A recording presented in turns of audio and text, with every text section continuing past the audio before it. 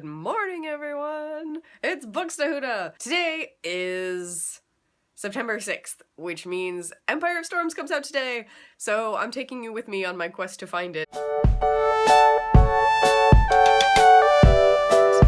I've decided, after much deliberation, to get the Barnes & Noble Collector's Edition. I don't know the difference between the Target versus Barnes & Noble version, but I figure I have the membership, I might as well use it. Yeah, I have to go to teach, which is why I'm, presentable-ish. I just got back from a long trip. Still sick, but I don't care. Empire of Storms is happening! I'm very pumped about it. I think I dreamed about buying it. I don't know for sure. Oh, today's plan. Drive to school. Teach. Get out of school. Drive to Barnes & Noble whilst eating a granola bar. And find Empire of Storms. Not freak out physically in the store. Get in car. Freak out for your enjoyment. And then come home, eat lunch with Gilmore Girls, and then drop everything and read Empire of Storms. So, hopefully the plan goes off without a hitch. Happy Empire of Storms Day to you! Okay, in an interesting turn of events, this trip out has been 2 strikes. And I went to Barnes & Noble, and they had 0 copies of Empires of Storms, unless I was just, not seeing them. It is indeed the release date, so that was confusing, so I'm gonna go to Target. Target, because I need this book, alright? This is ridiculous! Bean pot. Hey, Bookstahuda! It was meant to be that Barnes & Noble was closed because, as you saw, Bing Pot, they did indeed have Empire of Storms, which I now have, but my hands are so sweaty because it's like 95 degrees in September. But here it is! Ah! Loki!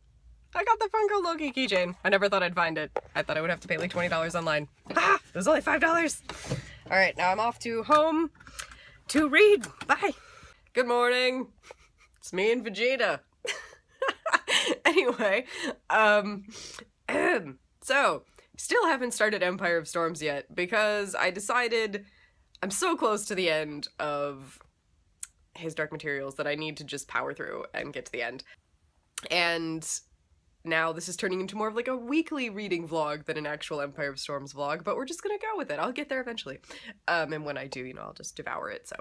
Maybe, I don't know. We'll see. I'll probably finish, the Golden Spyglass, the Amber Spyglass today, because it's like really revving up and I was getting really emotional. I'm sad I had to go to work now. I just watched Christina Marie's Lulu Fangirls video announcing the Diversathon, and I want to say that yes, I will be participating, and it's been kind of a wake-up call for me just looking at my bookshelves. Like, I've known this has been an issue before, but just looking at them in the terms of squares, basically, all of my diverse books are, like, right here in one square. I mean, there are a few titles sprinkled throughout that are diverse, but most of them are there.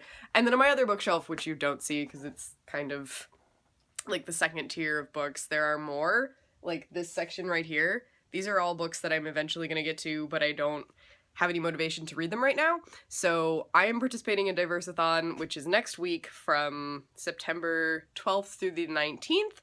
And I'm gonna get into some of these books, and I have a couple that I bought yesterday, actually, that will be perfect for this. So, yes, Diversathon! Everybody read and learn. Oh god, now you can see my closet. And I'm still sick! What?! Okay, so now I have to go to work. No more procrastination. Right, Jack?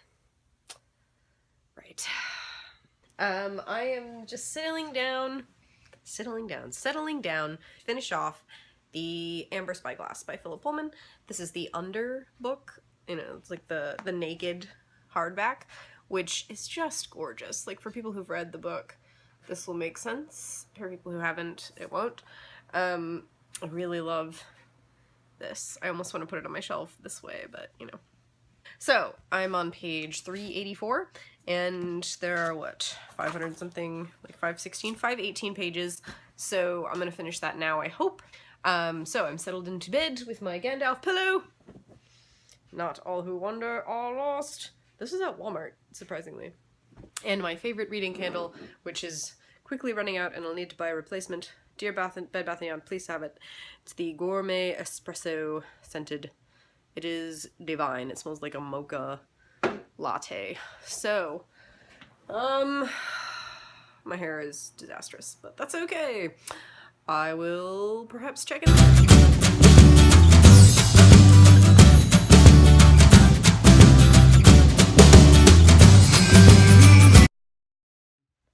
Hello. So I just finished his Dark Materials for the second time in my life. The first time I read it as a young teenager, when I was going through a very difficult time. It was around the same time I read this that I read Dragonlance. And I am surprised. I cried again. I was not expecting to, because though I had forgotten what made me cry the first time I read it, because, you know, it's been like 12 years, as I was reading, you know, the book kind of gives you hints to what's coming that when you're a more mature reader you can pick up on those things. And that it made it worse and better at the same time. Like, it made it less terrible because I knew it was coming, but it made it more terrible because I knew what was coming. Will is still my favorite character, I am happy to say. And, it's still heartbreaking. I'm trying not to give any spoilers away. I think my favorite kinds of books are books with sadness in them. Okay, so a bit of a spoiler for this bit if you know, I'm not going to give away plot spoilers, but just like a general feeling. So books that have, it's not necessarily sad, but books that have an ending that feels just are my favorite kind of books to read. And those are the stories that I love the most. Like, where when things are all happy at the end, I'm happy for the characters, but it is, you know, it feels too easy, it feels too good. If there's nothing of value actually lost by the characters, then it feels too easy, and it feels kind of cheap, like you know, that's not how things happen in the real world. My favorite stories are true to how life really is in that way, and though this takes place in a fantasy world, well, fantasy worlds, this is very true to, you know, how life treats you. My other favorite books that have that element, Gone with the Wind. I was gonna say Jane Eyre, but not, maybe not. Wuthering Heights, yes. Frankenstein, the 1818 edition. Could go on a tiny tangent about that again, but I won't, because that's not what this video is about. And now I understand why people reread this over and over. Like, I was, because the ending is so perfect, and yet it's too soon, and it's too much and not enough, but just perfect. The abruptness of what made me cry was, I think, why I cried, but because I wasn't expecting it so soon, and I wasn't expecting it to move me as much as it still did. I think I want to reread these more often. This book in particular, I mean, the first book is the world building book. So the first book, The Golden Compass, or the Northern Lights in the UK, that's the original title, which I think I like better, because it's never called The Golden Compass in the books. It's the Alethiometer. I'm not sure of the correct pronunciation, but that's how I say it in my head. I listened to an interview with Philip Pullman today from BBC Radio 4.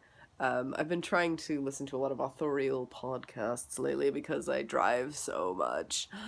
So, Philip Pullman pronounces it demon, not daemon, which, like, daemon. So, I mean, it's a diphthong? Is that the correct word?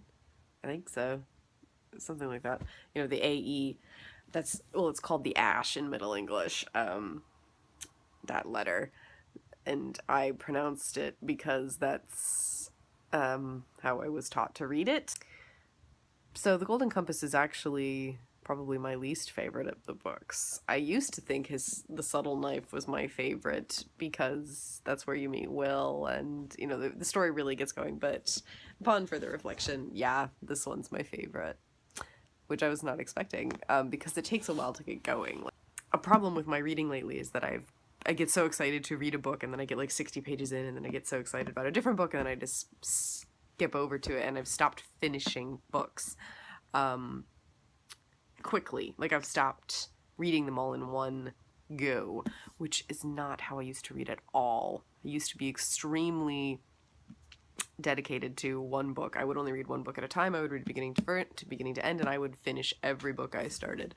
But maybe that's just part of growing up, that once you realize that your life is a finite thing, and if you're not enjoying something or learning anything from it, why should you push yourself through it?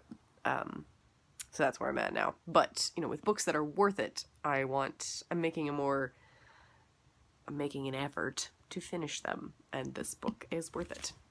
So, something that I've started doing with my books recently is to write the dates I begin the book and the dates I finish the book on the inside. And this book I began August 24th. There's just so much I could talk about with this book. This book addresses religion, it addresses authority, it addresses passion, one's life purpose, which is perhaps this is why this was such a great time for me to read this book, because I am trying to figure out what my purpose is. I am currently in turmoil about what I should do for the rest of my life. Not like I know what my passions are, but I am not sure about teaching being what I want to do for the rest of my life. So, if you have not read The Golden Compass, The Subtle Knife, or The Amber Spyglass, I recommend reading them very highly. It makes you think about so much. It, meaning His Dark Materials, as a set. Because you can read The Golden Compass on its own, but the other two, no. They need the predecessors to make any sense, and they all add meaning to each other. And yes, this is definitely my favorite novel now of the trilogy. It's so... I want the ending to be different, you know? Those are the best stories, when they make you think and they make you ache and you're just sort of broken afterwards. And I don't normally do this, like, sit here and hug a book. The book, as you may know, I had the hardest time breaking up with, like, putting it back on the shelf, was Clockwork Princess by Cassandra Clare. I sat with that book and cried with it in my arms for about an hour. Okay, part of the reason this series is so wonderful to reread is that it works on two levels. I read this as a young teenager, and I was an innocent, and I missed all of the things that the author intends for a child to miss. And you don't realize as a child that you're missing anything until you read it as an adult. Intelligence sense, like, you just know more. And especially having spent most of my adult life in academe, as I have, and this book has it has a foundation in academe. You know, it takes place, at least some of it does, in Oxford. Not that I've been there, but, you know, colleges are similar, even if where I graduated from is very less affluent than Oxford. Some things are the same. And so you just understand so much more as a reader and as a sponge of the books. And so I don't know that I've ever read anything that works so well on both levels. Maybe The Hobbit, but The Hobbit is, I think, more, I mean, there are adult things going on, like there are complicated, dark things happening, but it is written specifically more for a child audience. An adult can still enjoy the story, but there are not things in it that a child would not understand. Whereas in this book, well, this series, there are things that are written in such a way so that children will not know. They will not, they won't even notice that anything is missing. Well, and it won't appear to be missing, but adults will know just through being alive longer and through the way that we use language. They will know what has happened, and they will know that a child would not have realized it was happening. And I think that is one of the best and most unique parts of this series. I really enjoyed reading Lyra growing up this time through. I don't think I noticed it as much before. I also rushed through this series as a teenager. Like, I devoured it. And this time I've been reading this series since February, I think, maybe even earlier in the year. I've read this book the quickest. Maybe not. Maybe Subtle Night. I think Subtle Knife took me I always say that Subtle Night. I think Subtle Knife took me about a month. I don't remember. I'm just trying to think of other thoughts. Mary Malone, I love her. Dr. Mary Malone. She's a good model for me right now. I need women like that who, they get a hint of what they should do and they go do it. Because that's what I'm really needing right now, is some kind of guidance. I mean, I will definitely read this series again, I think.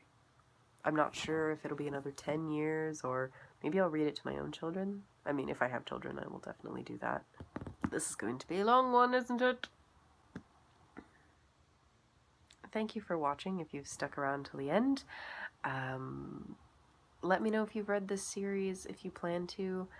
What prompted me to read this series again was Jen Campbell's decision to make a video about it, and I wanted my mind to be fresh. So now I finally get to go watch that video, it's 8 months after she posted it. She reads like crazy. I have mad admiration for her. So, enough blathering. I have Chipotle to eat soon, so thank you very much if you've stuck around to the end.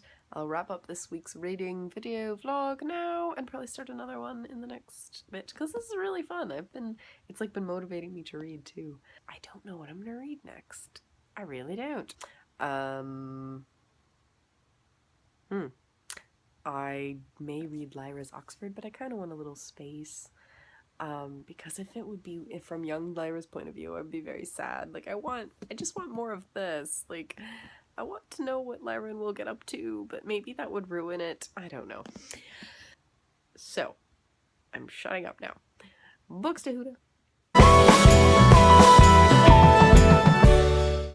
And